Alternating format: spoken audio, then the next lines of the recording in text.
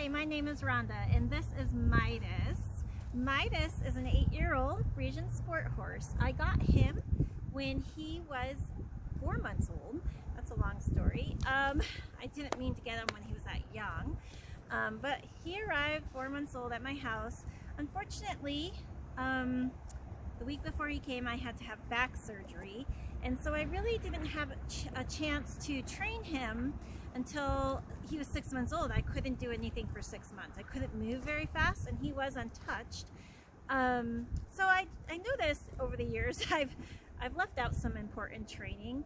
So one of the things I want to do is I'm gonna just video blog our journey. I want to train him to take a shot. So when I go to give him a shot, or the vet gives him a shot, he really overreacts. So that's one of the things I want to try to train him to do. I've never trained him to put like a foot in a bucket in case I ever have to soak his feet. So that's another thing I want to train him to do.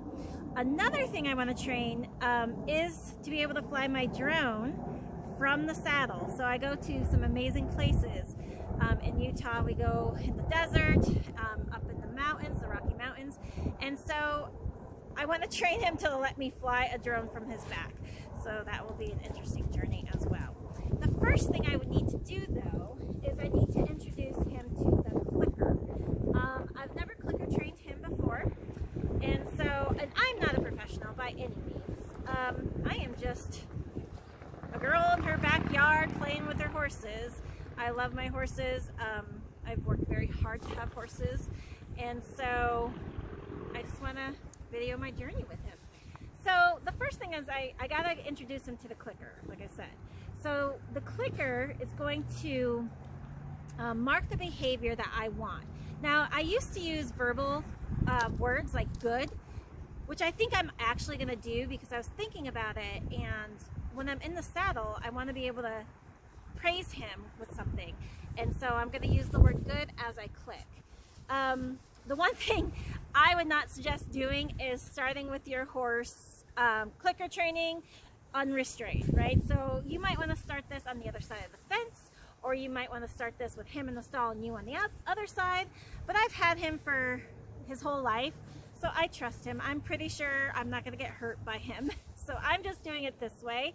But if your horse, if you are new to your horse, or if you have a, I don't know, an aggressive horse, or, you know, a pushy horse, like kind of a really pushy piggy horse, then I would not start like this, because this is not the safest. But you know how it is in the horse world. Do as I say, not as I do. So the first thing is I don't want him crowding me like this. So we're gonna just have him, I'm just gonna have him stay, and I'm gonna wait till he gives me 2 eyes, and I'm gonna feed him away from my body, okay? Because I don't want him mugging me and knocking me over. So see how he's getting into my pouch? That's okay. He's curious, right? He's curious to know what's going on. So I'm kind of just gonna ignore this. He might want to chew at my bag. But as soon as his head goes up away from me and he gives me some attention, I'm gonna click and just treat him. So this is just getting him used to knowing that this marks a behavior. And I don't, like, again, see, now he kind of left me alone, so I'm gonna click that because he wasn't in my space. Okay, so right now I am holding a treat in my hand because I'm an amateur. I know you're not supposed to hold the treat in your hand, but I am not very quick at this. As I get better with it, I'm gonna keep the treat in the pouch. See, he left me alone, so I'm gonna click him when his face is over there, not in my reach. I'm just gonna, and eventually I want him to give me 2 eyes, but it's the very first session, so my criteria is very low right now. I just want him to know that the click means a treat, and when you don't mug me, you get your treat. He's very smart. He's catching on pretty good. And I keep my, I'm gonna keep my sessions very, very short.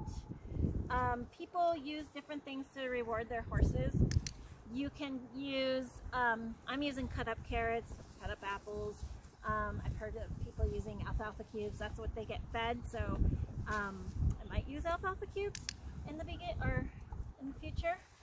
But right now I'm just using slices of carrot, and I'm just getting him used to being a good boy. Boy. Back him up. I feel like I'm not really in the video anymore. And again, I am an amateur, so if I were you, I'd probably watch a professional's video. But because I'm an amateur, I'm going to make a ton of mistakes. So you can point out my mistakes. It's okay. I'm here to learn as well. So if you need to critique me, just be kind. But I do welcome the expertise of my fellow horse trainers.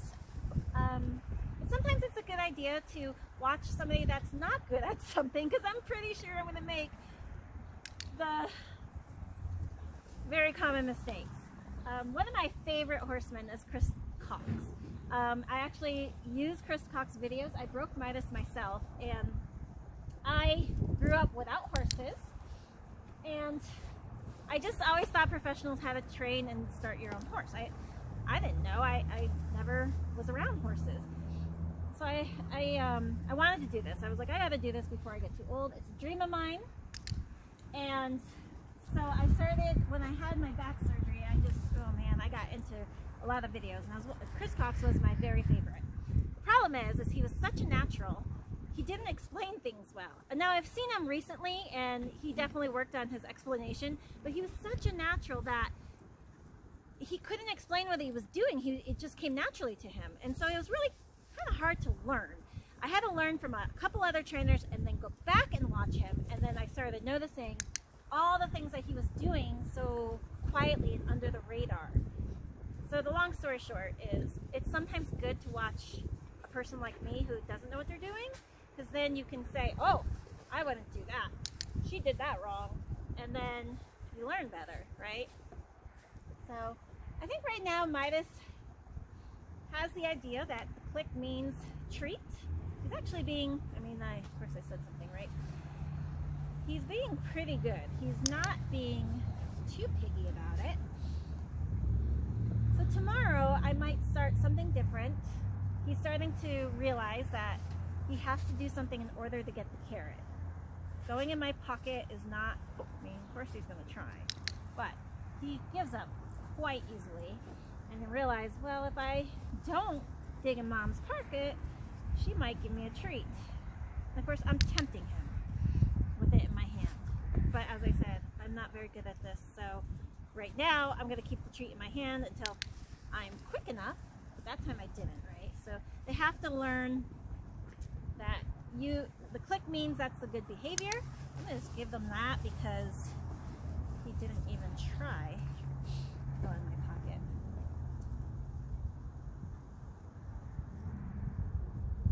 Let's see what he does.